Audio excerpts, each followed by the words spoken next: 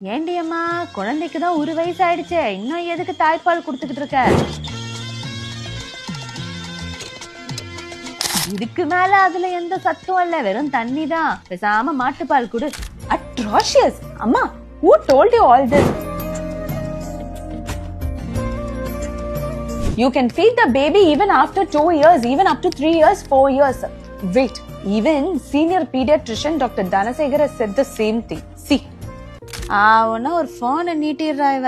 உங்க குழந்தைக்கு 1 வயசு ஆயிடுச்சுங்களா, இன்னும் தாய்ப்பால் கொடுத்துட்டீங்களா? உங்களுக்கு பெரிய வணக்கம், வாழ்த்துக்கள், ஆசீர்வாதங்கள். நிறைய விஷயங்கள் ரொம்ப அழகா அம்மாக்கள் பண்ணிட்டு அமைதியா இருக்கீங்க. தயவுசெய்து தாய்ப்பால் தொடர்ந்து கொடுங்க, ஒண்ணுமே பிரச்சனை இல்லை. யார் சொன்னாலும் கேட்காது உலகு. WHO சொல்லக்கூடிய உலகத்துல ஒசந்த இடத்துல இருக்கக்கூடிய ஒரு பெரிய நிறுவனம் அழகா 2 வயசு வரைக்கும் குழந்தைகள் தாய்ப்பால் கொடுங்கன்னு சொல்றாங்க. தயவு செய்து 2 வயசு வரைக்கும் தாய்ப்பால் கொடுத்தீங்கன்னா சூப்பரா இருக்கும். 2 வயசுக்கு மேலே தாய்ப்பால் உங்களால கொடுக்க முடிஞ்சா ரொம்ப நல்லது, எந்த பிரச்சனையும் இல்லை. ஆனா இன்னைக்கு காலகட்டத்தில் பாத்தீங்கன்னா அதுவே ஒரு பெரிய சேலஞ்ச். அதனாலதான் சொன்னேன் 1 year அப்படின்றது ஒரு பெரிய மைல்கல். 2வது வயசுன்றது அதோட ஒரு பெரிய மைல்கல். 3வது வயசுல முயற்சி பண்ணுங்க, கட்டாயமா வெற்றி அடைய வாழ்த்துக்கள். நன்றி, வணக்கம்.